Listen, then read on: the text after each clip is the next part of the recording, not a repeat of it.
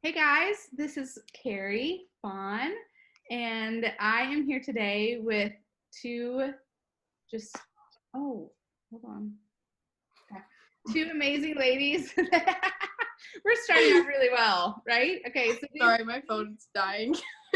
that's all right. Two great ladies who have just within the last year or so gone to university in the States, grew up overseas. So I'm going to have them introduce themselves, and then we're going to jump into a few questions. My thought is that if you've got middle school, high school, college age TCKs, we're hoping that this conversation is really helpful in maybe navigating some of those unknown waters and maybe giving a few heads up type things that might help the transition if you're thinking of transitioning or recently transitioned. So anyway, Selah, why don't you go first? Hey everybody, I'm Selah, and for anyone who didn't know, that is my amazing mother. I don't know which direction it is on the Zoom, but that is my mom, and I just finished my freshman year at Texas A&M. And I am studying special education, and I grew up in China for 15 years, and now I'm just here trying to figure out what it is I'm doing. So. My name's Abby, and I have the blessing of being Selah's friend. And I grew up in Thailand. I was born there and have been back in the States for a year, also trying to figure out what I'm doing in America. I've been going to school at Union University in Tennessee, which is a very small Christian college, but it's really great. And I'm studying nursing. So, yeah. Okay. So yeah, so one of the aspects that both of them were talking to me about before we got on is that Selah is at a large public school, public university in Texas. Abby is at a smaller private Christian school in Tennessee. So there will be some things that they might be able to, compare and contrast as far as the university experience goes as well. Okay, so let's start out.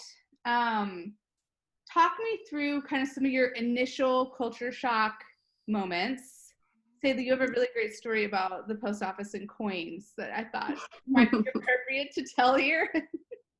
Well, okay, this doesn't paint me in the best light, but it's for the cause, so I guess I'll explain it. It was like the third week of school, and I was at the little grocery store little place in near my dorm, and I was really hungry. It's 10:30 at night. You need food because you're in college. And I go up to the counter, and I realized I had all these coins that I wanted to get rid of, and I didn't want all this extra change. And so the lady goes, okay, $1.96. And I was like, great, okay, I know what $1 looks like. So I grabbed the dollar bill out and I gave it to her, and then I was like, okay, I'm gonna figure out how to count out 96 cents worth of coins. Fast forward to 5 minutes later, and I still haven't figured out how to do it. There's a whole line of people behind me, and the sweet older lady comes up and goes, ma'am, do you need help? And I was like, no, I can do this. I know. And I just ended up giving her another $1 and got 4 more cents of change because. So learning change and currency is very hard, and I applaud anyone who's figured it out because I'm a year in and I still don't know the difference. Yeah. And some of your siblings have said, it makes no sense because the nickel is worth 5 and the dime is worth 10, but the dime is smaller. It's so counterintuitive. And all the bills are the same color. Everything looks the same. Yeah. So it's in our freshman course in college. Yes. Yeah. So maybe a review in coins, because we did those in homeschool in second grade, but then we didn't touch on them again at 18. So yeah, right there. Yeah. Touch on coins. Okay, so were there any other, Abby, what about you? When you think back when you first kind of tried to settle in, this is where you're going to be for the next 4 years at least, some culture shock moments that you saw. Yeah. I can't remember specific stories. I don't know if I just blocked it out or what. I do know that I avoided Walmart for months when we got into the country because I was like, I'm gonna just cry, and that's just not something I need to deal with. So we're just not gonna go to Walmart. And something my dad and sister figured out a few years ago was they counted all the different types of bread in the bread aisle. And just walking down the bread aisle, I'm like, I just I think I'm supposed to eat bread or something because that's the starch here, but like I don't know what type of bread I'm supposed to buy. And then like walking down the cereal aisle, I'm just like, there's so many options in there. Do I like cereal? I don't even know. And yeah, so things like that, like the grocery store really overwhelmed me. It still kind of overwhelms me, and sometimes I just kind of retreat inwards or like cry a little bit and try to get through the aisles. But yeah, I think I also that was like the initial culture shock. Then there was like other things that have like come up later that I'm like, I didn't really know how this works. Especially with like, I didn't realize how political everything was until I got here, and I was like, oh, I should have been paying attention more of my life, but I just didn't. And I mean, I don't really like political discussions, but that's something I realized was definitely not something I grew up with. Yeah, then just different things, trying to figure out how to like dress myself. I was like, I want to blend in, but like, what are they wearing? But like, so all of those things, figuring out that like, I probably shouldn't wear flip-flops everywhere. And then my flip-flops broke anyways, so I was like, I guess I should buy some real shoes, but things like that. Yeah, that's really good. I think the politics one is really interesting because you being in Thailand and Selah growing up in China, not that your upbringing was apolitical, but people don't vote, and so there's not a sense of like constant political discussion. People just kind of go, well, this is just what is given to us politically, so we just take it. So I feel like the fact that people are constantly discussing here is really different, probably than what you guys have grown up with. Okay, so talk to me about some things about living in America that you would love for other TCKs to understand. I think one thing that it's not a vacation. Yeah. Because every time we would come back to America, it was just like, a couple months staying at like, a nice house, just seeing people and friends and visiting churches, and it was never really real life. And so I think I kind of had a similar mindset going in, and I didn't really understand that like, yeah, in America, you still got to pay bills and go to work and go to school, and it's not just summer, and that there's good parts and bad parts to every country. And I think I was going in only wanting to see the things that were different, and different was like immediately bad. And so I think I've had to come to the point where I've realized that different is just different. It's not good or bad. And I have to embrace, every part of the new country and the old country. And then I think one other thing I've realized is that Americans aren't that different from me. Even like, I think I was kind of bred to think that I was just this alien from outer space who was so different, who had no common ground with anyone.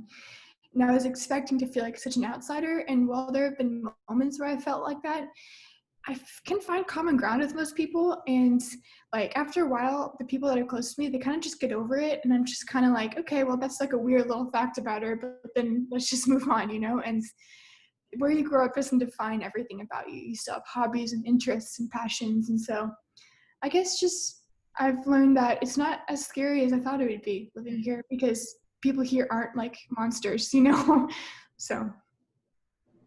Yeah, I'd say I'd echo a lot of that. Like, it's definitely,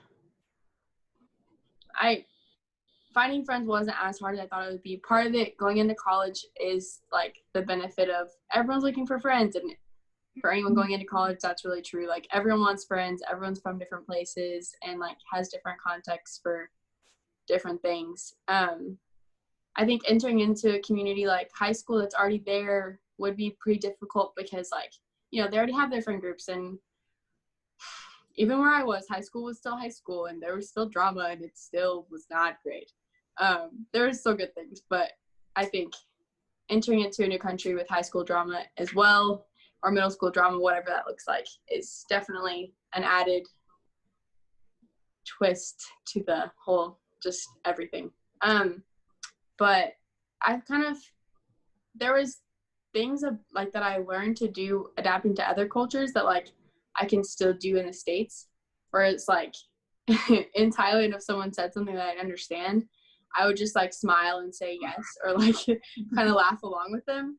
And if you don't catch references, just try that and hope it's the appropriate response. Like, make your best guess and go along with it. It's like it can feel fake, but it's also just like adapting to culture and adapting to where you are, and like blending in isn't so bad because like you don't have to give up everything you've grown up to be, but like you are in a new place, and like adapting to that place is important, and like figuring out like, okay, what does it mean to live here, even as a new culture. And it's complicated because we look like we're supposed to know what we're doing, and then when we don't, we're like, why don't you know what, and they kind of question that. But I think even though like we also have the advantage of like, well, I can look like I know what I'm doing, even if I don't. And you can kind of like figure it out, and kind of play along until you do, which faking isn't always good, but sometimes adapting to new culture, like I think it's definitely okay. So. Yeah, I really, Abby, like what you're saying about approaching America as really a new culture. Even though you might have an American passport, it's still a new culture to you. And we wouldn't, like, if we just tomorrow went to, Uruguay, we would enter in with a lot of curiosity and a lot of desire, I think, probably more positive desires to get to know the people and the culture. And so how have you seen, with the times that you two have taken that perspective of, this is a new culture for me to be curious about and to understand, how has that been helpful in the way that you have maybe settled into being in America?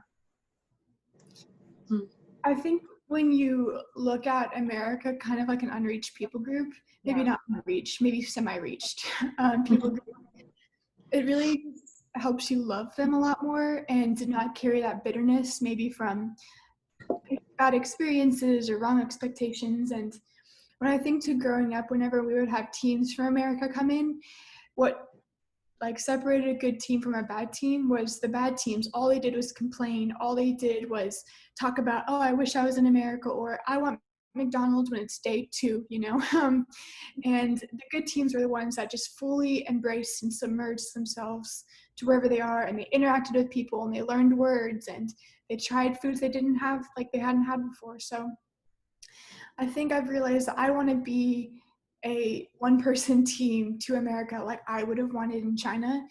And it just helped me be a lot more humble, I think, because I think as TCKs, we bring a lot of pride to the table. At least I have. I'm not going to speak for everybody, but feeling like I know more, which we do, but we also know a lot less about, Netflix or popular culture here.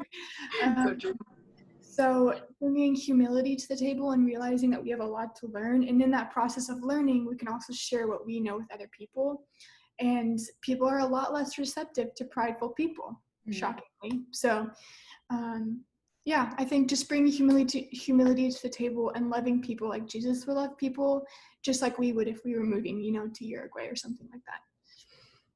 Yeah, I think like coming in, I remember, I think it was like last summer, I was running with my sister in the neighborhood, and we were running past like big houses and nice lawns, and everyone here has golf carts, which I don't understand, but if you don't have motorbikes, I guess you have something.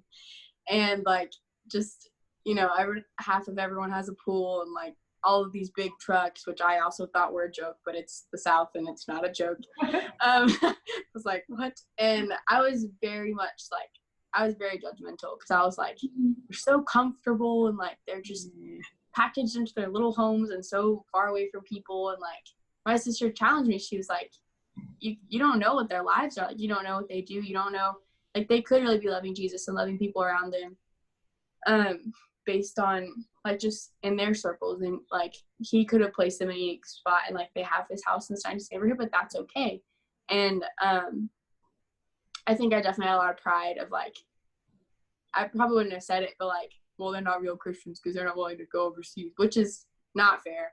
And we can be overseas and not be living, a godly life. And so I think, like seeing everyone is like, they're all the same. It's just different cultures, and they just have a different way of seeing life. They do have a different, like, what's the word? Something of level of living, standard of living. There you go. They have a different standard of life, and like, yeah, they have more money, but it doesn't make them inherently bad.